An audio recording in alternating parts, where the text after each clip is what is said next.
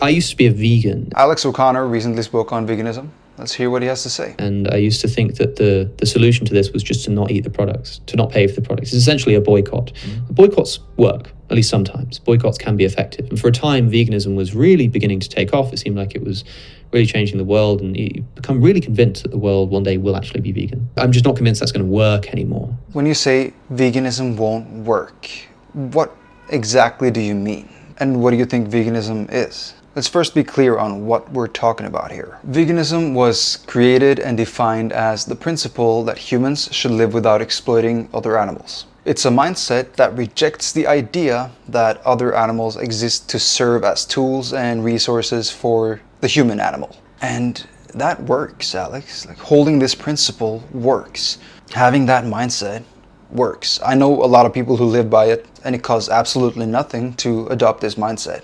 And from this mindset, certain actions logically follow, such as boycotting animal exploitation as far as your circumstances allow for in a world full of non-veganism. And for the majority of people, that means boycotting zoos, not buying products tested on animals, living on a plant-based diet, things like this. Veganism isn't the end goal. It's the starting point. It's the mindset shift that opens the door to a world where animals are no longer enslaved and exploited by humans. And I don't think that people will stop eating animals. If someone doesn't reject the ideology that assumes they are entitled to exploit others, why would they stop eating them? Eating them is just a consequence of that false entitlement. I don't think that it's wrong in the way that I used to in principle, because you sort of, the big end of the funnel when it comes to veganism is factory farming footage. And so you say, okay, I want to do something about this, and then maybe you become a vegan. You say you're no longer against it in principle because initially you were just against it because of the suffering in factory farms. But were you actually ever against it in principle then? Or were you just emotionally disturbed by the suffering? And then there's a lot of debate about, well, what if we eat the animals in a different way? What if I've got backyard chicken farming? And there's a big discussion now. What if I've got chickens in my back garden? What if I eat their eggs? Can that be a problem? And people will still say, well, okay, they've still been selectively bred to lay more eggs than they would naturally, which often gives them a calcium deficiency, which leads to things like osteoporosis in chickens, which is bad, but it's nowhere near as bad or as as much of an emergency as factory farming, right?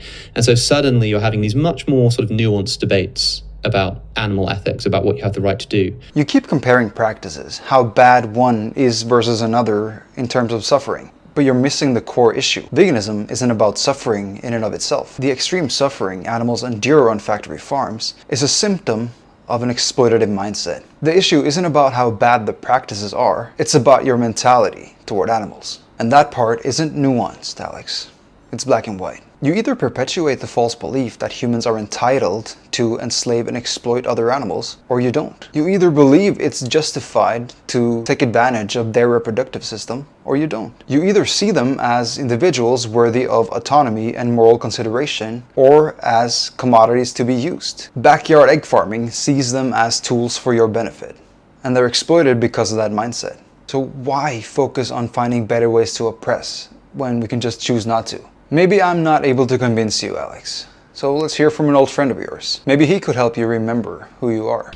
I speak a lot about justice and liberty and things like this, and I used to say in my videos and in my talks, for instance, that I oppose the oppression of ethnic and sexual minorities, of women, of atheists and political dissidents. Right?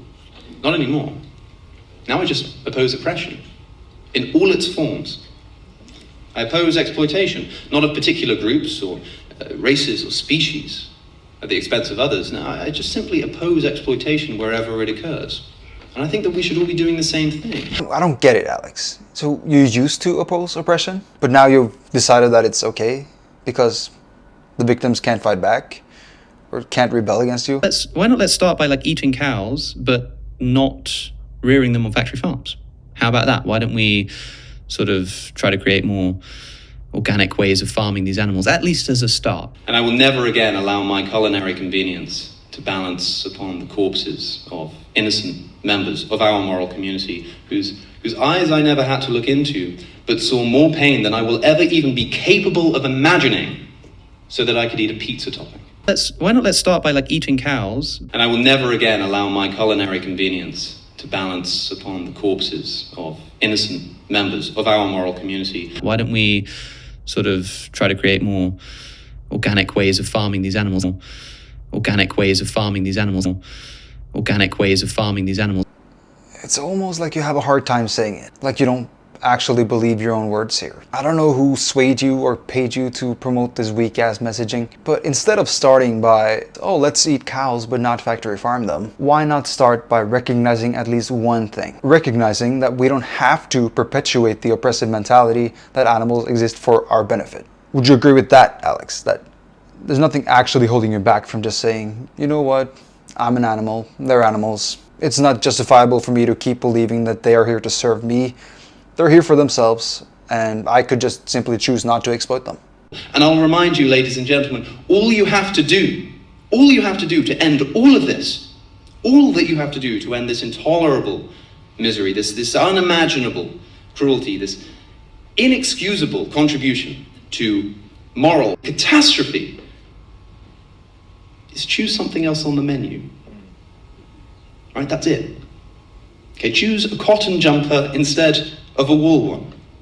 Choose empathy instead of cruel ignorance. It's not a difficult decision to make. So there's this argument called name the trait, which is used in the context of animal ethics, which is to say, you know, give me the thing that's true of a pig or a cow, that if it were true of a human, you'd be okay with human for food.